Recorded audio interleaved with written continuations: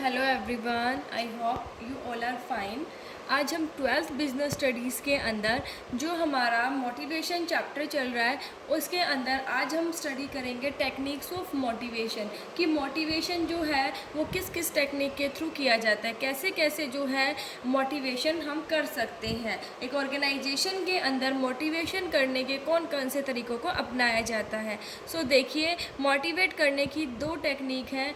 एक तो है फाइनेंशियल और मॉनेटरी इंसेंटिव और हमारी सेकंड है नॉन फाइनेंशियल और नॉन मॉनेटरी इंसेंटिव्स। ये हमारी दो टेक्निक्स है मोटिवेट करने की। फाइनेंशियल और मॉनेटरी इंसेंटिव्स के अंदर हमारे आते हैं bonus, pay and allowances, profit sharing, retirement benefits, perquisite, productivity linked wage incentive, co-partnership और स्टॉक ऑप्शन। नॉन फाइनेंशियल मतलब status, job security, organisational climate, employee participation, employee recognition programme, career advancement opportunity और employee empowerment. ये हमारी motivation की दो technique है। देखिए, financial मतलब मॉनेटरी मतलब जो मनी की टर्म्स में हो, ठीक है। नॉन फाइनेंशियल मतलब जो मनी के टर्म्स में नहीं है, ठीक है। सो हम इन्हीं टेक्निक्स को आज स्टडी करेंगे। सबसे पहले हम फाइनेंशियल और मॉनेटरी इंसेंटिव्स पढ़ने से पहले हम ये पढ़ेंगे कि इंसेंटिव होते क्या है ये इंसेंटिव। तो देखिए, incentive is that power which motivates an employee towards a set target. देखो, इंसेंटिव वो पावर होती है जो एम्प्लॉय को मोटिवेट करती है, ठीक है, किसके जो टारगेट सेट कर रखे हैं ना उसको अचीव करने के लिए। मतलब वो पावर होती है जो एम्प्लॉय को मोटिवेट करती है अपने टारगेट को अचीव करने के लिए। इन इंसेंटिव्स को दो पार्ट्स में क्लासीफाई किया गया है। एक तो फाइनेंशियल और मॉनेटरी इंसेंटिव्स, दूसरा है नॉन फाइनेंशियल और नॉन मॉनेटरी इंसेंटिव्स। इनको टू पार्ट्स में डिवाइड किया गया है।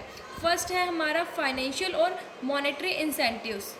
अभी हम देखेंगे कि फाइनेंशियल और मॉनेटरी इंसेंटिव्स क्या होते हैं, ठीक है। तो देखिए, financial incentives refers to those incentives which are in direct monetary form or measurable in monetary terms।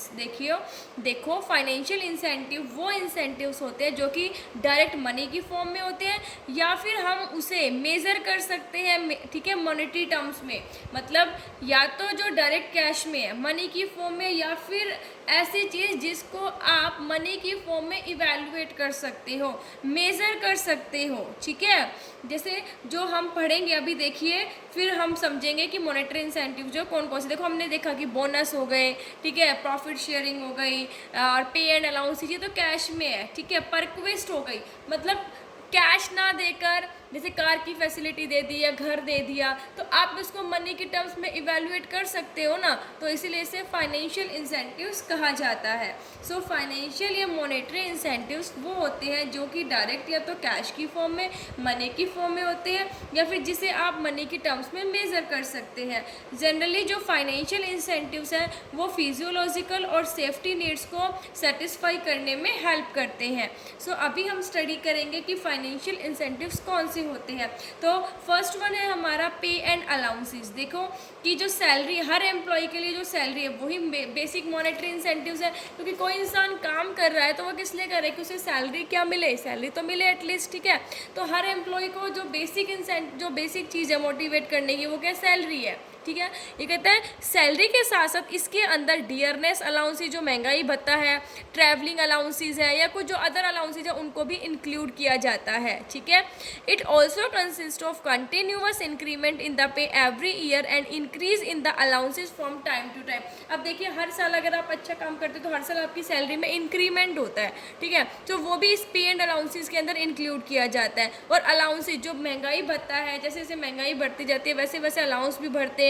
House rent allowance हो गया, ट्रैवलिंग अलाउंसेस हो गया, ये बढ़ते हैं। तो जो इनमें भी बढ़ोतरी होती है वो हमारे पे एंड अलाउंसेस के अंदर इंक्लूड किया जाता है। इससे एम्प्लॉयज़ मोटिवेट होते हैं। देखो, अगर आप काम कर रहे हो, अगर आपको 10 साल से आप 15,000 पे काम कर रहे हो तो आपको क्या मन करेगा। लेकिन अगर आपका इंक्रीमेंट होता है कि हर साल आपको पता है कि आप अच्छा रिजल्ट दोगे तो आपका ज़्यादा इंक्रीमेंट होगा, ठीक है। सो जो ये चीज़ें हैं ये क्या करती है, मोटिवेट करती हैं। सो पे एंड अलाउंसेस जो है वो हमारा फर्स्ट मॉनेटरी इंसेंटिव्स है जो कि एम्प्लॉय को काम करने के लिए मोटिवेट करता है। अनदर है हमारा बोनस। ये क्या होता है, देखिए, it is the incentive which is given over and above the salary और wages of the employees as a reward of their good services. देखो बोनस वो इंसेंटिव होता है जो कि सैलरी के ऊपर दिया जाता है। देखो एम्प्लॉयज़ काम कर रहे हैं, सैलरी तो उन्हें मिल रही है या वेजेस उन्हें मिल रही है, लेकिन वो बहुत अच्छा काम कर रहे हैं, इसके बदले में अगर उन्हें कुछ एक्स्ट्रा इंसेंटिव दिया जाता है, मतलब सैलरी अगर मान लीजिए किसी की 15,000 है, किसी ने अच्छा काम किया उसको 5,000 का बोनस दे दिया, तो ये क्या, जो 5,000 ऊपर दिए वो बोनस है, मतलब जो सैलरी से अबोव मिलता है, सैलरी से ऊपर मिलता है, क्योंकि उन एम्प्लॉयज़ ने अपनी सर्विसेज अच्छी दी होती है, अपना अच्छा काम किया होता है। कहते हैं many companies offer the bonus during the festival, Diwali, new year, और कई कंपनी जो है वो इस बोनस को कब देती है, जैसे त्योहारों पे देती है, दिवाली हो गई, न्यू ईयर हो गया, तो अपने एम्प्लॉयज़ को क्या कर दिया, बोनस देते हैं, क्योंकि वो अच्छा काम कर रहे हैं, ठीक है। तो इससे एम्प्लॉयज़ मोटिवेट होते हैं, वो और उनकी एफिशिएंसी इंक्रीज होती है और अच्छे से काम करते हैं। सो बोनस भी क्या है, मोटिवेट करने की एक टेक्निक है। अनदर है हमारा प्रॉफिट शेयरिंग। देखिए प्रॉफिट शेयरिंग क्या होता है, it refers to providing a share to employees in the profit of the organisation.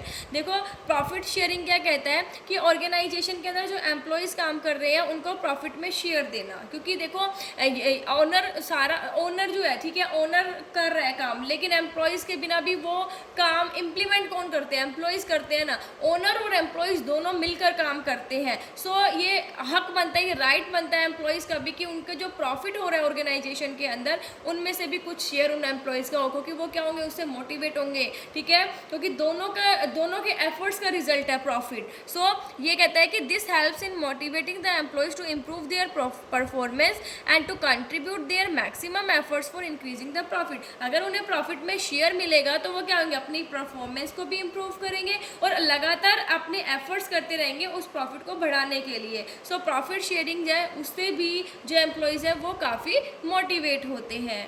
Next है हमारा रिटायरमेंट बेनिफिट। देखिए ये कहता है every employee remains concern about his future after retirement. हर एम्प्लॉय क्या चाहता है, अपने रिटायरमेंट के बाद अपने फ्यूचर को लेकर थोड़ा टेंस हो जाता है कि अब तक तो ठीक है, मुझे मैं काम कर रहा हूँ, मेरी जॉब चल रही है, लेकिन जब मेरी रिटायरमेंट हो जाएगी तो उसके बाद मैं कहाँ जाऊँगा, उसके बाद मेरी लाइफ कैसे सिक्योर होगी, मेरा काम कैसे चलेगा।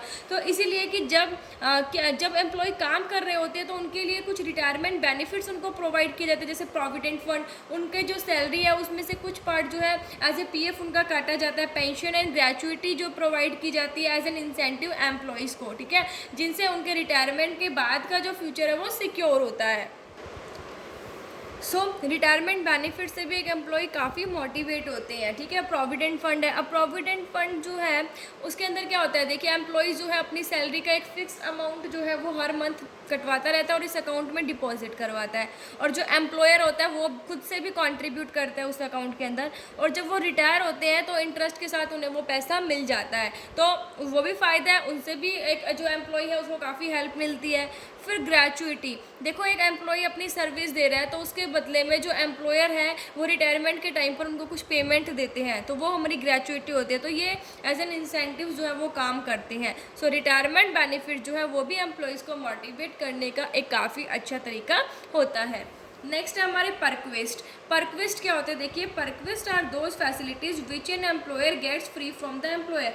परक्वेस्ट वो फैसिलिटी होती है जो कि एक एम्प्लॉय को अपने एम्प्लॉयर से फ्री ऑफ कॉस्ट में मिलती है, जैसे रेंट फ्री अकोमोडेशन, घर दे दिया रहने के लिए, उसका रेंट उन्हें पे नहीं करना, कार दे दी, सर्वेंट की फैसिलिटी दे दी। अब देखो ये मनी की फॉर्म्स में नहीं है, लेकिन आप इसको मनी की फॉर्म्स में मेज़र कर सकते हो, कार की वैल्यू होती है, घर की वैल्यू होती है, तो आप इनको मेज़र कर सकते हो। सो परक्वेस्ट जो है वो फैसिलिटी होती है जो एक एम्प्लॉय को अपने एम्प्लॉयर से फ्री ऑफ कॉस्ट मिलती है। नेक्स्ट है देखिए हमारा प्रोडक्टिविटी लिंक्ड वे सिस्टम। देखो प्रोडक्टिविटी के साथ वेज इंसेंटिव को लिंक कर दिया जाता है। Sometime wage incentive plans are linked with payment of wages. देखो जो उन्हें सैलरी मिलती है, जो उन्हें वेजेस मिलते हैं, उनके साथ ही उनकी जो वेज इंसेंटिव प्लान है वो क्या कर दिए थे, लिंक कर दिए जाते हैं, ताकि इंडिविजुअल और ग्रुप लेवल पर उनकी प्रोडक्टिविटी बढ़े। अब देखिए कुछ टारगेट फिक्स कर दिए कि मतलब 100 यूनिट्स प्रोड्यूस करनी है, अगर 100 यूनिट से ज़्यादा प्रोड्यूस करते हैं तो उन्हें इतने 5% मिलेगा, एक्स्ट्रा 10% मिलेगा। तो प्रोडक्टिविटी के साथ ठीक है, लिंक कर दिया, मतलब आउटपुट के साथ वो क्या कर दिया, जो वेज इंसेंटिव्स है वो लिंक कर देते हैं। तो इससे भी काफ़ी जो एम्प्लॉय वो मोटिवेट होते हैं, अपना काम टाइम पर कंप्लीट करते हैं। उन्हें ये रहता है कि चलो हमें इंसेंटिव मिलेगा अगर हम अच्छे से काम करेंगे अपना फुल डेडिकेशन के साथ। सो प्रोडक्टिविटी लिंक्ड वेज सिस्टम से भी एम्प्लॉयज़ जो है वो काफ़ी मोटिवेट होते हैं। नेक्स्ट है को पार्टनरशिप और स्टॉक ऑप्शन। इस स्कीम में क्या होता है, एम्प्लॉयज़ को क्या कह देते हैं, शेयर दिए जाते हैं, लेकिन ये शेयर मार्केट प्राइस से कम में होते हैं। मतलब एम्प्लॉयज़ को क्या कर दिया जाता है कि कैश देने की बजाय उन्हें शेयर दे दिए जाते हैं, और वो शेयर मार्केट प्राइस में जो उनकी वैल्यू होती है, मान लीजिए मार्केट प्राइस में एक शेयर 20 रुपीज़ का है, तो उन्हें 15 रुपीज़ में दे दिया जाता है। मतलब जो मार्केट प्राइस से कम प्राइस में उन्हें प्रोवाइड किया जाता है। This practice helps in creating a feeling of ownership among employees and motivates them to give their maximum contribution towards organizational growth. इससे क्या होता है कि एम्प्लॉयज़ के बीच में एक ऑनरशिप की फीलिंग क्रिएट होती है, जो कि उन्हें मोटिवेट करती है ऑर्गेनाइजेशन के ऑब्जेक्टिव्स को अचीव करने के लिए, अपना बेस्ट कॉन्ट्रीब्यूशन देने के लिए। सो ये थे हमारे मॉनेटरी इंसेंटिव्स, या जिसे हम फाइनेंशियल इंसेंटिव्स भी कहते हैं। सो फाइनेंशियल इंसेंटिव्स वो इंसेंटिव्स होते हैं जो या तो डायरेक्ट मनी की फॉर्म्स में होते हैं, या जिसे आप मनी की फॉर्म्स में इवैल्यूएट कर सकते हैं। आई होप आपको ये फाइनेंशियल इंसेंटिव समझ आ गए होंगे। Thank you, stay safe, stay home.